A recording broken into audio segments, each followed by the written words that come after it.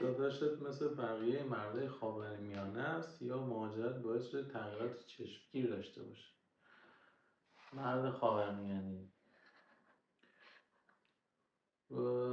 تغییرات از قبل مهاجرت شروع شد، ولی خب باید تعریف کنی آقا. مثلا من نمیفهمم خاورمیانه منظور غیرت بازی و مثلا کنترل و محدود کردن و اینجور چیزاست. آره دیگه، مثلا همینجور چیزا. نه اونجوری نیست.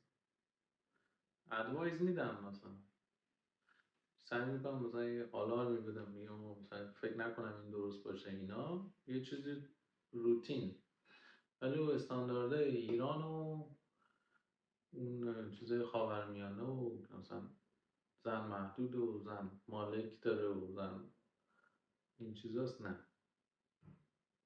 نه زیاد موافق نیست، کلا موافق نیستم زیاد کرد. سوال بعدی.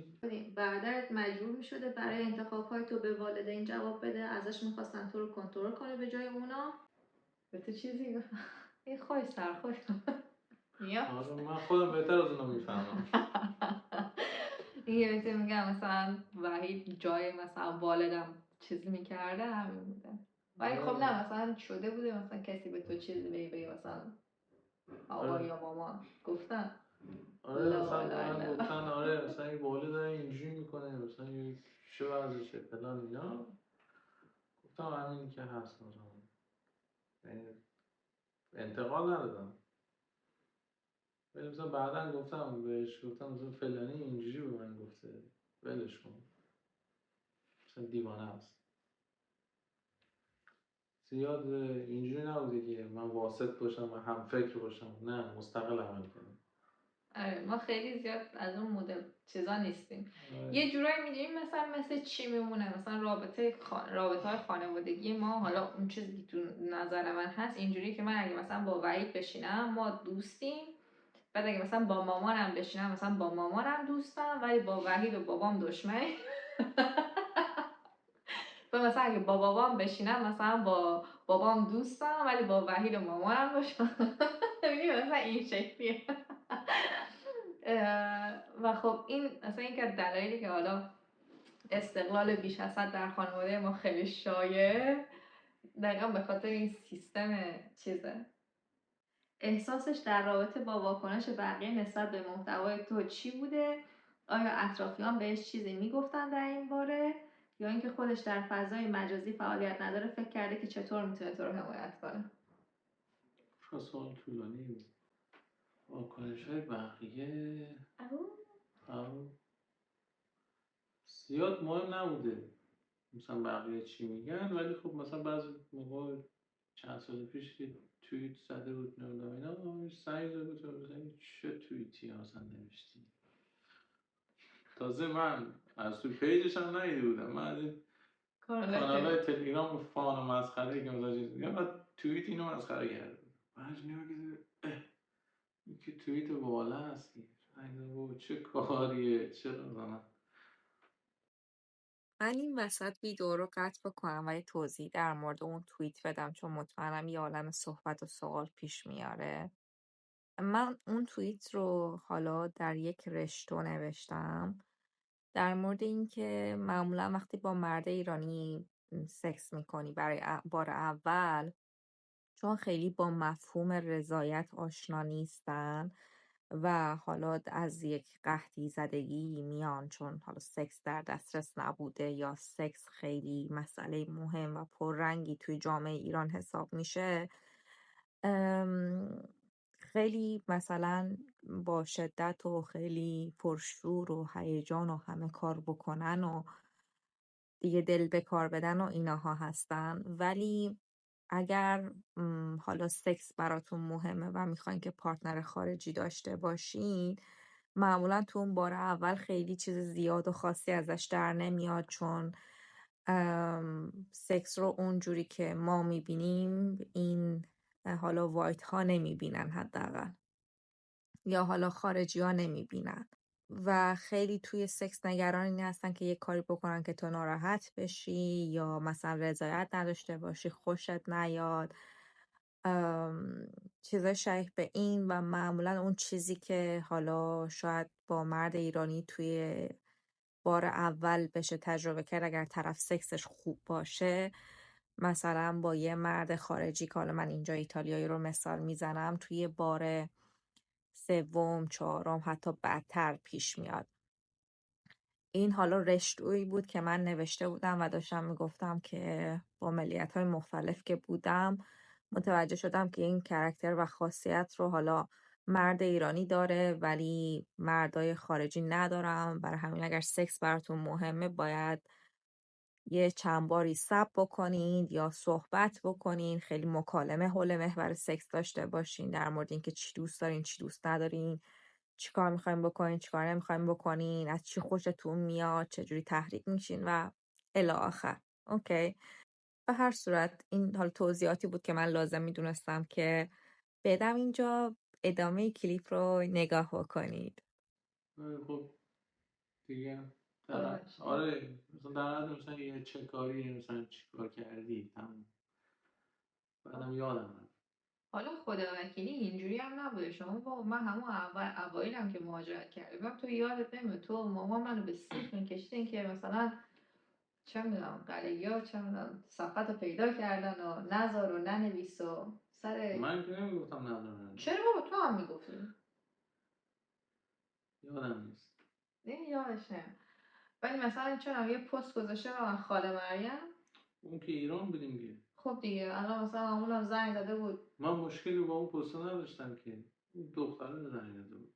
خب دیگه الان من مامانم مشکلی نداشت باش ولی خب ما اتفاقا تمام به نظرم خیلی هم فان خیلی هم فان می‌بینه. مثلا ما خودمون باش مشکلی نداشتیم. بعد این از گفتی خانم آره آره مثلا اون نوه بنده خدا زنگ داده بود شاکی که چرا از مادر بزرگ من چیزی نوشتین و داد و بیداد. بعد با مامانم مثلا مامانم اینجوری شوکه شده بود. من گفتم چی شده؟ گفت فلانی زنگ زده پشت تلفن. من زنگ زدم بهش یه 4 تا فوش و چیز اینا گفتم بی خود میکنی زنگ بزنی و اینجوری داد و بیداد کنی مثلا چیز. و بعد یه نوع دیگهش که پسریه مثلا خیلی آدم آروم تری و فلان اینا یه روز به من زنگ زد. آره مثلا با صلح و دوستی مثلا گفت آقا اینو بگو پاک کنه. مثلا گفتم ما مشکلی با پاک کردن نداریم ولی راهش این نیست زنگ بزنه داد بیداد استرس وارد کنه. چیزی هم نشده. آره دیگه کسی که نمیشنم. حالا اون بنده خدا اون فامیل ما خب مثلا خیلی زن آوانگاردی بود. یعنی اون به نظر من جز بهترین داستانهایی بود که من میتونستم در رابطه با زنان تعریف بکنم از زنان خانواده‌ام و اصلا من خودم اونو به اون داستان این خانوم رو به عنوان یک نمونه یک زن شجاع، یک زن قوی، یک زنی که مثلا ما باید بهش نگاه بکنیم از اینکه تو زندگیش چجوری قدرت رو میاد به دست میگیره تو اون فضای محدود جامعه و یک کاری میکنه باید در نظر بگیریم. ولی مثلا اونا برداشت کرده بودن که من دارم آبروی مادر بزرگشون رو مثلا میبرم با گفتن یه همچین چیزی. بعد تازه حالا مثلا بچه هاش نه ها مثلا نوه هاش داشتن این فکر رو میکردن که مثلا مامانم اینا به من گفتم بابا من دارم اینو به ما یه داستانی که مردم نگاه کنم ببینم مثلا چقدر این زنای فامیل ما چه میدونم قوی بودن و اینها بهش نگاه بکنن، نه اینکه نگاه بکنن که بیان مسخره بکنن که مثلا نگاه کن زن چقدر ببخشید زن خرابی بوده. حالا باز زن داییمون بود دیگه. من در مورد رابطه‌اش با داییمون مثلا قبل ازدواج نوشته مثلا با هم میرفتن بیرون دیت میرفتن مثلا چند سال پیش 100 سال پیش 70 80 هم بیشتر واقعا 100 سال پیش نه دیگه 100 سال نه همون 70 80 سال 70 80 سال پیش مثلا توی یه جامعه خیلی کوچیک 70 سال پیش اینا مثلا من این اومده بودم نوشته بودم نوه هاشون بهشون برخورده بود که شما مثلا مادر بزرگ ما رو بی‌آبرو کردین تو گور داریم می‌دن. آره اینجوری اینا که من گفتم خب من که فرقی که نمیکنه من این حالا اون تأثیری که این بنده خدا رو زندگی من داشته رو که داره دیگه و اونو با بزرگ ما برای ما تعریف کرد. البته برای مامانم والا من نمیدونم یعنی خود با بزرگمون برای همه تعریف کرده بود. آقا مثلا اینجوری بوده قضیه. بابای ما حالا مهم نیست. آره دیگه من اون پوستر رو پاک کردم، حالا اینو به عنوان یک بخشی از حریم خصوصی آدم ها هم در نظر گرفتم و پاک کردم.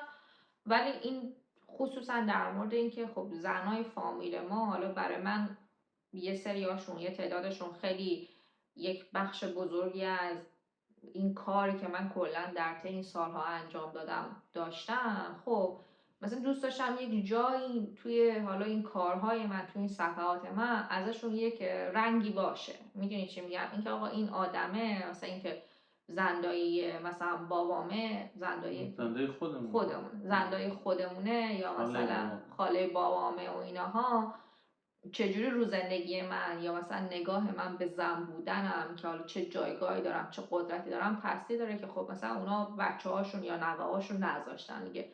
و من این شکلی بودم که چیکار کنم دیگه، خب دیگه نذاشتم. ولی مثلا محتوای دیگه هم بوده که مثلا حالا مثلا وحید اومده گفته مثلا نذار، چرا میذاری، چرا میگی فلان ایناها، که دیگه حالا مثلا در موردش دعوا و اینا کردیم، یه مقدار بحث مست کردیم دیگه. وحید الان همینجوری که میگه من مثلا خیلی زیاد طولش نمیدم و کوتاه میام و ایناها، دقیقا همین شکلی بوده. یا به مرور زمان خب دیگه بالاخره 10 ساله دیگه، میدونی خیلی زیاد چیز نیستش، کنار اومده، کوتاه اومده. خانواده‌ای تو بچگی صمیمی نبودن چجوری الان صمیمی بشن؟ بستگی به اختلاف سنیتون داره. اوکی، سوال نوشته با چه راههایی میشه روابط خواهربرداری که تو بچگی و نوجوانی نزدیک نبوده رو صمیمی‌تر کرد؟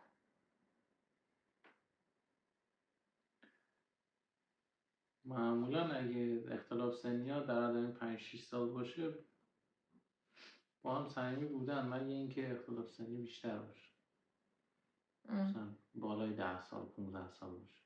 به نظر من اگه مهاجرت بکنید این اتفاق خود به خود میافته. آره دیگه. ولی خب یه بخشش هم به نظر من به این برمیگرده که چقدر آدم ها خودشون رو ابراز بکنن. یعنی من مطمئنم اگه من به این حدی که الان خودم رو مثلا در طی این سالها ابراز کردم و حالا همین فضا اشغال کردم، اگه این کار نمی‌کردم، آره حرف نمی‌زدم، حتی مثلا رابطه ما خب یه رنگ متفاوت‌تری حالا مثلا نمی‌گرفت. نذاری نتان اتفاق بیفته تا حرف بزنیم. بازم حالا بسنجین شرایطو، حالا هر حرفی رو هم هر جایی نزن. نه منظورم این که میگم آقا مثلا اتفاق بعدی نیفته که مثلا اون احساس همدلی بخواد شکل بگیره و مثلا روزمره از هم خبر بگیره.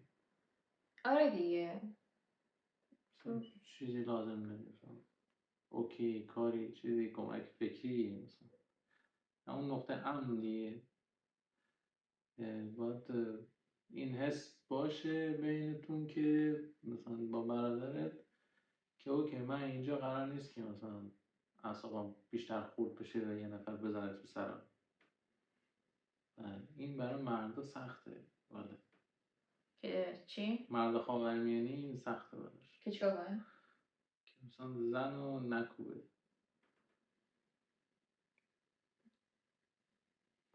یعنی زن بیاد مثلا یه چیزی رو تعریف بکنه، مثلا بگه من این اشتباه کردم، مثلا اینجوری شده، مثلا من ناراحتم، مرد بگه مثلا اشکال نداره. آره میدونم، برای همین که من هیچ وقت تو خانواده نمیگم من فلان جا اشتباه کردم. یعنی ممکن همه هم بدونیم که من اشتباه کردم، ولی من هیچ وقت این حرفو نمیزنم. آره قبلا من چند سال پیش خیلی بدتر بودم آره دیگه. و ناراحتم از این، ولی خب چیکارش کنم، توی یه محیط بزرگ شده دیگه. من همیشه مثال تارزان رو میزنم.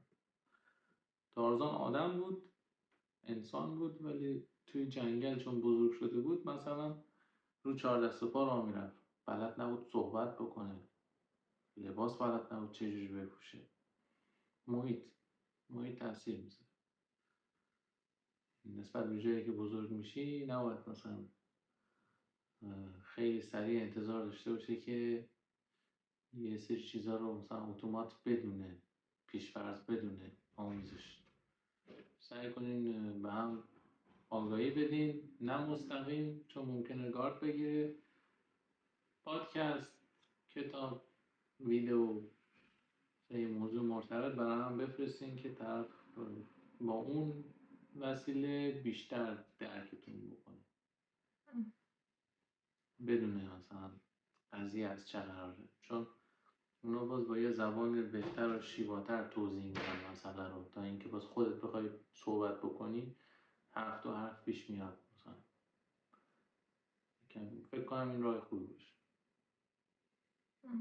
اگر بچه ها نمیشه کلا تو فضای مذهبی مشهد که مردا اگر سنگ جلوی پای زن نندازه از مرد بودنش کم میشه، چجوری انقدر با هم صمیمی هستیم؟ مگه مشهدیه؟ دیگه نه حالا نمیشه مشهد مثلا این شکلیه. مشهد این شکلیه؟ نمیدونم، همه جا اینجوریه. ایران کلا داغونه. یعنی ما نه فرهنگ داریم، نه مثلا عقل درستابی داریم، نه مثلا چیزی از مثلا انسانیت سرمون میشه. اینجوری رو که میگم همینه، ناراحت نشی. آره به کسی برا نخوره، ولی مثلا یه مش احمق این دور هم که فکر میکنیم خیلی زرنگی. خیلی رو که میگم که همه منشون خیلی گنده است و هیچ هم هیچی حالش نیست، نه چیزی بارشه نه چیزی حالشه، همه خود رأی. من میفهمم، من این درسته، مثلا اینجوری.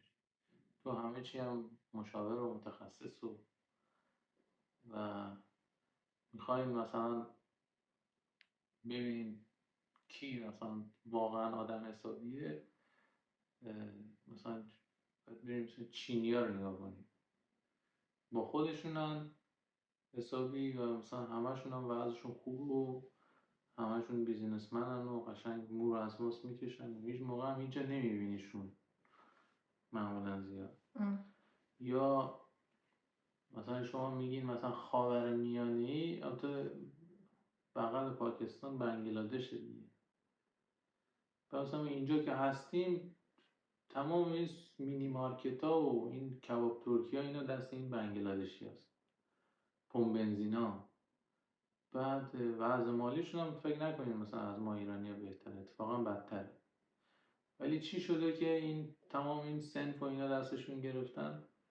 اگه برین مثلا نگاه میکنیم مثلا اینا دوره ماهانه دارن که مثلا همه جمع میشن دور هم دیگه و مثلا اطلاعات رو به اشتراک میذارن، با هم صحبت میکنن، وکیل دارن، نمیدونم مشاوره میدن، بعد با هم کمک میکنن و مثلا میگن بیاین مثلا 2 نفر 3 نفر بشین اینجا، بیاین مثلا 2 سال کار کنین، اینقدر پولتون میشه، بعد فلانجا میریم براتون اون مغازه رو میگیریم و اینجوری مثلا پشت هم. ولی مثلا این تو ایرانی ها اصلا نیست. آره ایرانی ها انگار که میدونین مثلا یه اخلاقی که تو ایران یاد گرفتن، حالا این واقعا به نظرم زن و مردم نداره. بعد مهاجرت مثلا اینو خیلی، من خودم که به وفور تجربه کردم، حالا مثلا به وحیدم چند بار بهش گفتم، این قضیه هستش که انگار که همه توی حالتی هستن که انگار نون از همدیگه بدزدن. رقابتی هم نیست، دقیقا این شکلی که یا من به خاک سیاه میشینم یا یکی دیگه. میدونی مثلا این شکلی نیستش که یعنی رقابت حتی حالت سالم هم نداره که خب حالا ممکن 2 تا آدم با هم رقابت هم بکنن. و بعد من فکر میکنم مثلا تو ایران خب این قضیه حالا به دلایل خیلی زیادی، از این که حالا مثلا چه میدونم مذهب مثلا چجوری، سیاست چجوری، قانون چجوریه، وضعیت اقتصادی چجوریه، خیلی بیشتره. و بعد مثلا این مسئله جنسیت هم خیلی پررنگتر و بولتر و ایناها میشه. بعد آره ایران اینجوریه دیگه، چون مثلا 2 تا مغازه با هم دیگه همکاری نمیکنه، این زیر قیمت این میده، اون بازار اونو خراب میکنه، این زیرا به اینو میزنه. چرا؟ چون میخواد خودش پولی بیشتر در بیاره بفروشه. این سیستم بازار و حساب کتاب ایرانه، فرهنگ ایرانه. فرهنگ یه مش آدم دروغگو که جلو روی یه جوران پشت سر یه چیز دیگه. بعد همونو براشون آوردن اینجا.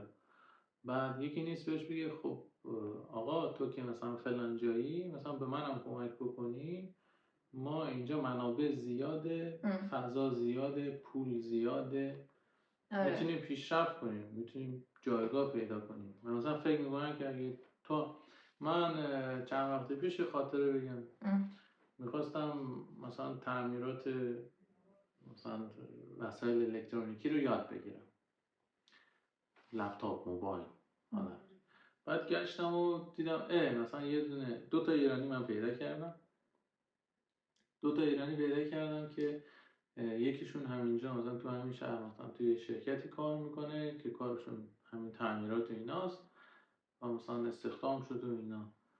بعد شماره این آقا رو من گرفتم و بهش زنگ زدم و گفتم اگه وقتی نیست، گفتم من مثلا این کار رو دوست دارم، سررشته‌ام دارم، چون ایرانم مغازه‌شو داشتم اینا، اینجا هم حالا خرید و فروش میکنم، ولی خب میخوام اینم یاد بگیرم که برام مثلا خوبه، برای رشته کاریم مثلا دوست دارم، برای بیزینسم.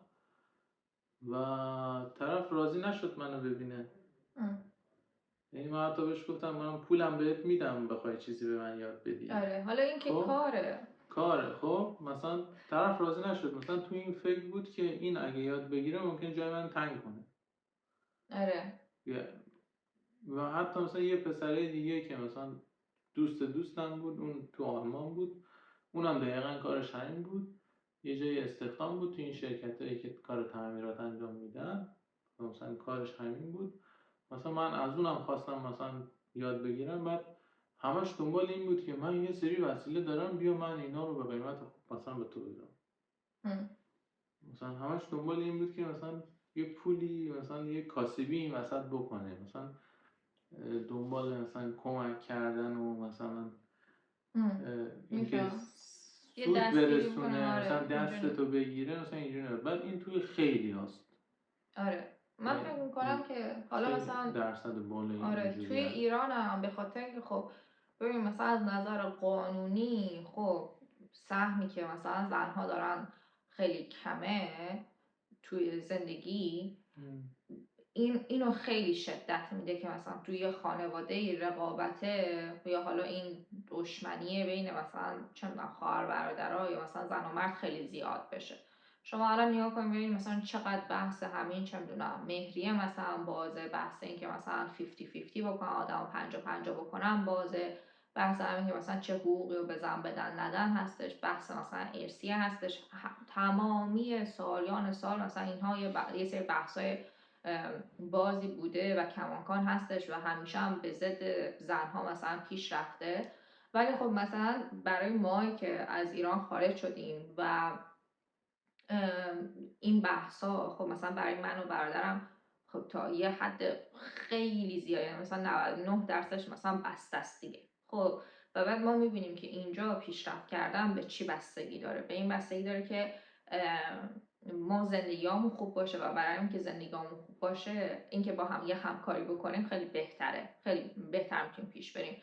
چون مثلا اون بازه زمانی که مثلا برادرم شرایط بهتری داره به من میتونه کمک بکنه که من شرایطم بیاد بهتر و بالاتر بشه و حالا خوبتر بشه، و اون موقعی که شرایط من بهتره منم میتونم به برادرم کمک بکنم که اون باز چیز بشه. حالا این میتونه از طریق نمیدونم ارتباطات باشه، میتونه از طریق پول باشه، میتونه از طریق همین ساپورت مثلا عاطفی روانی باشه یا هر چیزی شایع به این یا هر چیز دیگه ای.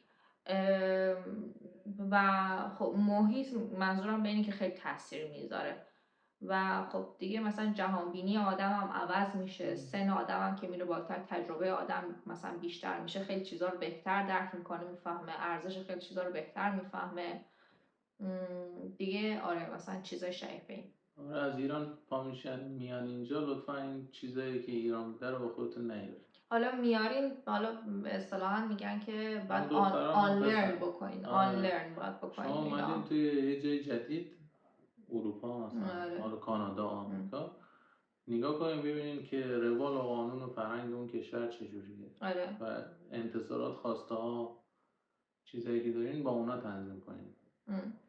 نه که هم این ور بخواین هم اون ور. یکم این خیلی من این تناقض دیدم و خیلی دردناکه. مثلا من به هیچ کس کمک نمیکنم، خیر هیچ کس رو نمیخوام، زیرا به همه رو میذارم ولی همه بیان به من کمک بکنن، ساپورت هم بکنن. آره اینطوری اینا. آره من مثلا این چند سال مهاجرت خیلی این چیزو تجربه کردم با ایرانیا و کلا مثلا یک از دلایلی که من مثلا پارتنر ایرانی اصلا نمیتونم و نمیخوام کلا اینجا خودم انتخاب بکنم، یکیش مثلا همین قضیه است. من ناامید شدم. آره چند یعنی آدما مثلا 1% خودآگاهی رو ندارن آخه. میدونی چی میگم؟ یعنی اینکه آدم 1% خودآگاهی رو داشته باشه و به این واقف باشه که من از کجا اومدم و چه چیزایی رو دارم با خودم میارم و چه چیزایی رو باید عوض بکنم خیلی مهمه. 1% بسیار کثیری از ایرانی‌ها مثلا این حالت رو ندارن.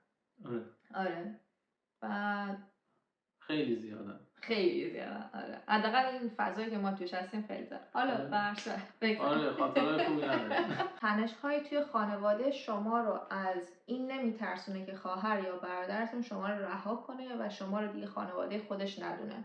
خیلی آدم ابلهی باشه آدم چی فکر بکنه. نه کسی که همچین کاری بکنه. یعنی من دیدم زیاد اتفاق میفته، مخصوصا توی البته نمیدونم شاید اینجا هم باشه، هست البته فرقی نمیکنه ولی خب ایران شاید بیشتر باشه. اینه که مثلا والد یه چیزی دوست داره میخواد یه کاری بکنه، خب و من همه تلاشمو میکنم که اون کاری که میخواد بکنه شکست بخوره و من بگم خاک تو سر. خاک تو سرت. من گفتم از اول، یعنی من اون ساپورتمو بردارم. بعد علاوه بر این ساپورتمو بردارم بعد بیام به اون دردش هم اضافه بکنم، یعنی بیشتر بهش سرکوف بزنم و تحقیرش کنم. و این اون همیشه میگم مثلا یه بار ما با هم دیگه خیلی بد بحث و دعوا کرده بودیم و با هم قهر بودیم، با هم حرف نمیزدیم و یه مشکلی پیش اومد و مثلا اون کار بر عهده پدر بود و پدر مثلا طبق معمول کوتاهی، ولی من رفتم با کمال میل، یعنی با تمام وقت و انرژی و حد اکثر توانی که میتونستم برای اون کار انجام بدم برای والا رو انجام دادم. کجا داری میگی؟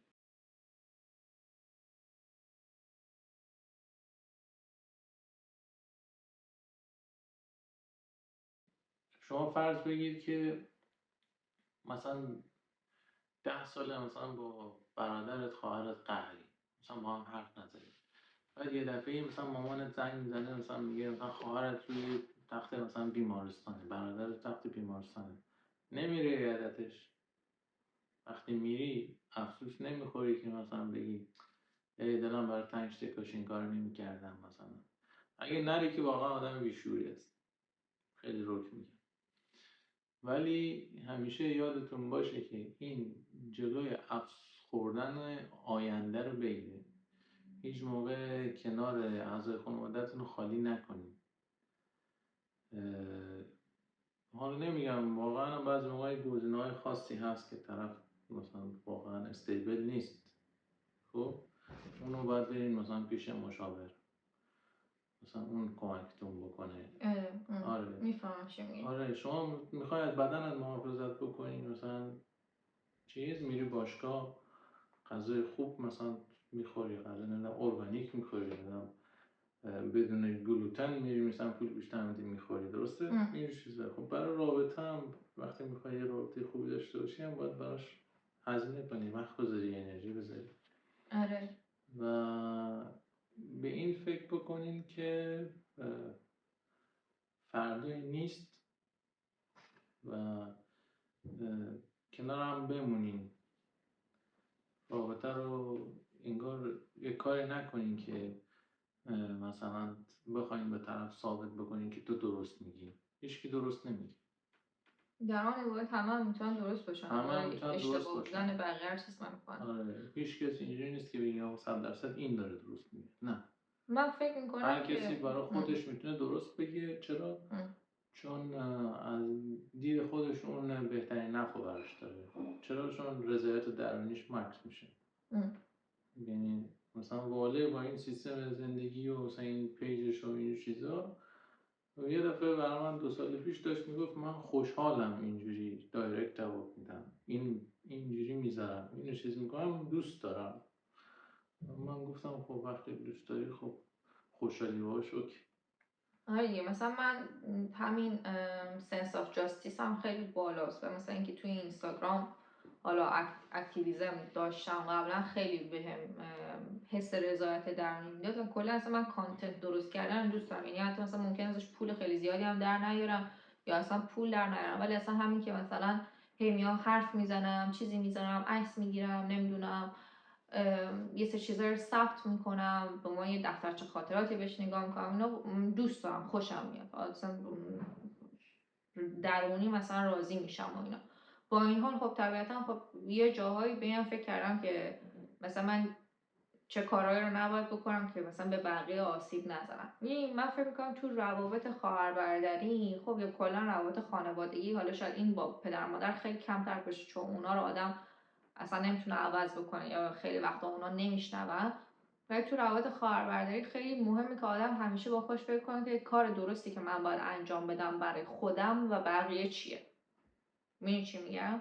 یعنی من خیلی وقتا حتی شده مثلا وحید به من یه چیزی بگه یا یه کاری بکنه، خب و من مثلا اونجا میتونستم بیام شروع کنم چه میدونم تلاش بکنم وحید رو نجات بدم، یا تو ذهن خودم تو بودی که من برم وحید رو نجات بدم، ولی بعدش مثلا نشستم با خودم فکر کردم، گفتم که آقا بهترین کار اینه که من بذارم وحید تو زندگی خودش پیش بره، خودش به یه سری چیزایی برسه، دریافت بکنه، حتی بلا به نظر من مثلا اون غلط باشه، اشتباه باشه، وحیدم مثلا دقیقا همین کارو مثلا برای من میکنه و اینا. یعنی میگم دیگه ما خیلی اینجوری مثلا نیستیم، خیلی مثلا این شکلی نیستیم، توی یه توازن و توی حالا یک سعی میکنیم اون ارتباطه رو سالم نگه داریم، نه خیلی به هم نزدیک بشیم که مثلا دو تا الکترون از هم دیگه مثلا دافعه داشته باشیم، نه انقدر مثلا دور باشیم که هیچ تاثیر تو زندگی هم دیگه نداشته باشیم و اینا. آره فارغ از اتفاقی که بینتون میفته، فارغ از اون اتفاقاتی که میفته اون وظیفه‌ای که دارین و میتونین به هم کمک بکنین دریغ نکنین. آره. نه به خاطر اینکه بخواین به طرف بفهمونین که تو بدون من هیچی نیستی، یا مثلا دیدی اون چیزی که من میگفتم درست بود، چرا؟ چون تو مثلا حرفی که من زدم در اومد. این گفتمان آدم باید از دایره ارتباطش خارج بکنه. آره این نه تو رابطه مثلا پارتنری، نه تو رابطه برادر خواهری این جواب نمیده. آره. و بعد مثلا یه چیزی که خیلی مهمه اینه که توی یه موقعیت مناسبی که هستین، مثلا همین دیگه، مثلا همون اول صحبتش که از توی بحران که مثلا میایین بیرون، یه فضا بذارین واسه اینکه بتونین با هم صحبت بکنین. میدونی چی میگم؟ بعدش بعدش حالا همه چیز مثلا فوریت نداره، همه چیز مثلا توی یه اورژانسی نیستش که ما همین الان در موردش بحث بکنیم، چون یه چیزی که آدما باید در نظر بگیرن، روابط مثلا خواهر برادری، خانوادگی و اینها فقط یه بعد منطقی نداره. ما خیلی وقتا شاید مثلا میایم از بعد منطقی شروع میکنیم، اپروچ میکنیم، حالا رجوع میکنیم به اون آدم، به اون مسئله که باش درگیریم تا اونو مثلا حلش بکنیم، ولی خیلی وقتا واقعا روابط اصلا تو بعد منطقی فانکشن نمیکنن، تو بعد احساسی، روانی، عاطفی مثلا یه اتفاق میفته. یه چیز اتفاق جالبی برای من افتاد 22 سالم. من بابامون خیلی میاد خونه قور میزنه، تنش ایجاد میکنه، مثلا سرکوفت. بعد منم همینجوری بودم، حالا نه به اون شدت ولی همینطوری بودم. یعنی مثلا یه اتفاق بعدی که مثلا میافتاد یا از جای ناراحت بودم میومدم خونه، شروع میکردم مثلا با مامانم شروع میکردم قور زدن، اینطوری. بعد یه روز به خودم اومدم دیدم که چرا وقتی من دارم قور میزنم و مثلا شکایت میکنم، این فشار بار روانی رو به مادرم تحمیل میکنم یا به والد تحمیل میکنم، یه حس شادی توی مغزم اتفاق میافتاد. یعنی مثلا یه آرامشی مثلا داشتم تجربه میکردم با اون کار خالی کردن خودم، و بعد فهمیدم که این یه جای کار مثلا اشتباهه، مثلا این درست نیست. درسته حالا این مشکله هست، ولی تو حق نداری که مثلا این ناله کردن و این چیز رو به خاطر آرامش فکری خودت سر عرض خانوادت خالی کنی. و اگه هم شما مثلا درگیر هم چیزی هستین، دفعه بعدی که داره انجام میشه رو یک کم مکس کنین تو ذهنتون، ببینین دقیقا این اتفاق بین همه میفته. مثلا من فکر کنم فهمیدم که بابام خیلی به این چیز اعتیاد پیدا کرده، به اون هورمون، حالا هر احساس درونی هست اعتیاد پیدا کرده، مثلا برای همینه اینقدر. اینکه کلا بقیه رو ببینید که در یک تنش و استرسی هستن، انگار که بهش یه حس کنترل و قدرتی میده، یه حسی که اوکی همه چیز هنوز در دستمه و حالا اینها. نه اون نه حالا اونی که برای وحید خودشو اینجوری خالی میکنه آره. و مثلا یه حس رضایتی تو مغزش احساس میکنه، یه آرامشی مثلا. روش‌های بهتری هست واسه اینکه آدم آره خودش رو روش تخلیه بکنه. بهتری هست برای اینکه خودتو تخلیه بکنی. مثلا برادر یا خواهرت یا مثلا مادرت، حالا پدر نمیدونم رابطه چجوریشون نداشتم، زبالدونه مثلا کمبیاری و اعصاب خوردی تو نیست. آره. و مثلا حالا رابطتون خوب باشه این کارو نکنید. میتونید آروم صحبت بکنید، ولی اینکه مثلا از یکی دیگه یه گوش مفت گیر شروع کنی قور زدن، اینجوری من فلان بل اینجوری، نه زیاد اینو ادامه ندیم دیگه همینیه. حالا من فکر میکنم که وحید مثلا خب مثلا اینی که فهمیده، حالا یه وقتی باز دوباره همینجوری میاد، حالا یه سرکوفتی یه چیزی مثلا این شکلی میزنه، ولی خیلی کمتر شده، خیلی کمتر شده اینها. ولی خب مثلا همون موقعی هم که به من میگه رو من فشار میاد که من مثلا خب دلم میخواد که مثلا پرخاش بکنم، مثلا همون کاری که قبلا میکردم و اینها.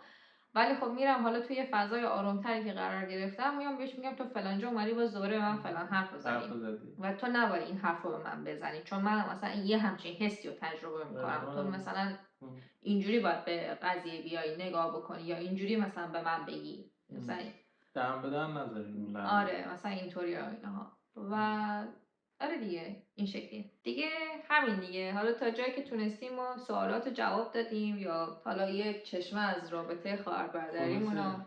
عمر کوتاه، خواهر یا برادر یه دونه بیشتر نیست، رفیق جاشو نمیگیره. خب چون کارهایی که برادر خواهر برام میکنن هیچ دوستی انجام نمیده و لذت ببرین، برای هم مکان امن باشین، با هم دوست باشین، همدیگر رو کنترل نکنین و هر کسی هر کاری انجام میده خوشحاله و بهش بگی اوکی. حالا میتونی ادوایز نصیحت هم بدین، مثلا بگی آقا مثلا اینطوری شاید مثلا تهش اینجوری بشه، ولی اینکه فورس بکنی با طرف قهر بکنی تحت فشارش بذاری، مثلا این کارا رو نکنین. و هیچ چیزی ارزش این که مثلا خواهرت یا برادرت از طرف تو آسیب ببینه نداره. و همین دیگه. برای همتون سال خوبی آرزو میکنم. مرسی که این ویدیو رو تماشا کردین. مرسی ویدیو رو تماشا کردین و یه عالم اتفاقای خوب براتون بیفته. همین دیگه. امیدوارم که این ویدیو کمک کننده بوده باشه. من خیلی هم وحید تشکر میکنم که این ویدیو رو بعد از روزهای متوالی اصرار کردن با من ثبت کرد. میگفت پاشو دیگه بگیریم. آره اینطوری اینا. نه آره خب امروز دیگه گفتم باشه. حتما یادتون نره که بچه‌ها این کانال رو حمایت بکنین با لایک کردن، کامنت گذاشتن، سابسکرایب کردن و معرفی کردن به دیگران، خصوصا اعضای خانواده‌تون اگر این ویدیو براتون مفید بوده. توی ویدیو بعدی میبینمتون. فعلا وقتتون بخیر. خداحافظ.